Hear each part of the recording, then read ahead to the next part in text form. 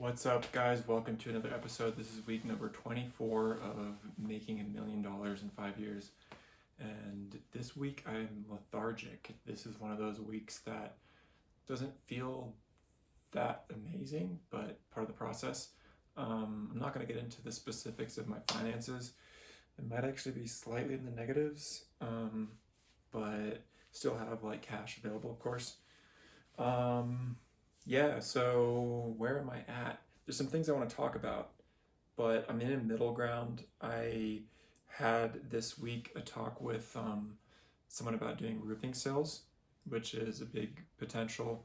I also am trying to see if I can help the company I'm currently working with to get their company in a position where I can help them sell windows instead of doing the construction part of it. I just sold a rattle and I made a podcast, my very first ever podcast this week, which I'll also be sending over at some point. Some exciting thing for the rattle. This here is a pouch of crystals that I got from my friend Colin, and they're little stones like this to go into the rattle. And so according to traditions, I think this is how the story goes. They used to put crystals in rattles for babies to like ward off the evil spirits. So that's cool. And there's gonna be a few that have these crystals in there. Quartz, more specifically. I also talked to a different company in Albuquerque, and I have an interview on the 6th of January. Albuquerque is about a 45-minute drive for me, so I'm not sure if I'm going to follow through with that, but it is a pretty big opportunity to make money in the sales position. Ultimately, sales isn't what I want to do, but yeah, it's a good option. I'm trying to talk a little louder now because I realize that I might be talking too quiet for this speaker, but this week is like a recovery week, and this week I'm also going to Colorado to visit family, so I haven't been working. It's just to like recover, connect, and then come back to the new year with some bang, hopefully. Some things that I wanted to talk about, which has to do with like the spirit of how I progress. I did this class today, and it was called Systema, and it's like a type of a martial art or movement system, but it's attempting to move from a space of fluidity. I'm super new, so I don't know how to explain it the best yet, but in most fighting styles that I've done, it's like at least how I approached it, which might not have been wrong, but it's often I aim for like grabbing a leg, for example, but having that rigid intention of doing that move is actually like stifling to the fight completely, to the sport, whatever. And even in like my other sports like track and field, I would become a little rigid and trying to like focus on the movements of the body, but instead allowing it sort of to happen in an instant decision, if that makes sense. So like to parallel it to like running a 100-meter, it'd be the practice would still involve like me trying to work on like the technicalities of like good body mechanics, but when it comes to the actual event, it's like I'm just looking at the finish line and trying to get there as quickly as possible. And so similarly in like the Systema sport, which I'm going to parallel to like my life approach in a second, is you don't try to come in with preconceived intentions. You're still trying to like fight, so like you want to like win the fight, I guess, maybe, but I don't even know if that's the right intention to have. But if I see a leg, instantly I don't try and think I'm going to go for it, but I immediately just go straight for it. And if it's blocked or moves or whatever, it's an immediate, instant like change in reaction to that. I'm not going to keep chasing that, because in doing that I lose my body structure and I can be like thrown off or whatever. And so I'm trying to think of that in the same approach that I take to life. You know, if you want to be a good fighter, if you try to fight like the way that I did, you can be good in certain circles and do well enough. But if you get to a higher level, you're going to get beat constantly. And I want to be like intentional about what I do. And so I have this goal of $5 million, which I want to reach, but try not to be overly rigid. When I see an opportunity, I'm going to move forward towards it. But then if it doesn't work, I'll pivot.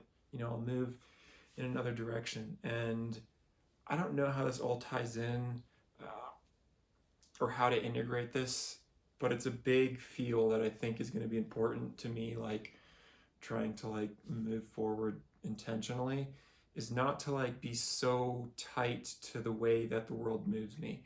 And that doesn't mean, you know, to be like a willow in the wind or whatever and just like,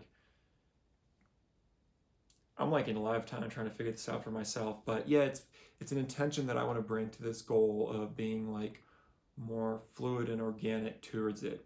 I know what the goal is, but I have no clue how I'm going to get there.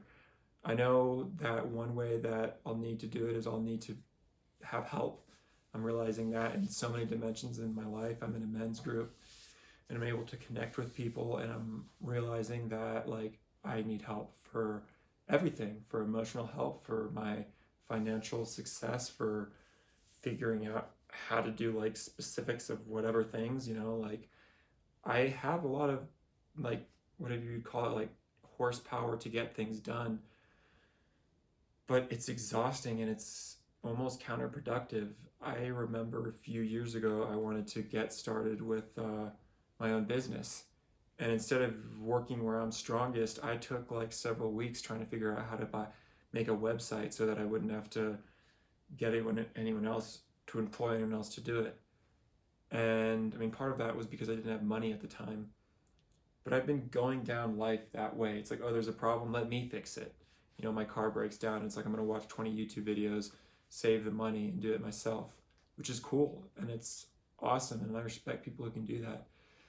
And I do have some energy and intelligence to be able to do that. But ultimately, that's not going to get me anywhere, because it's when people can come together with intention and plan and whatever that things can happen.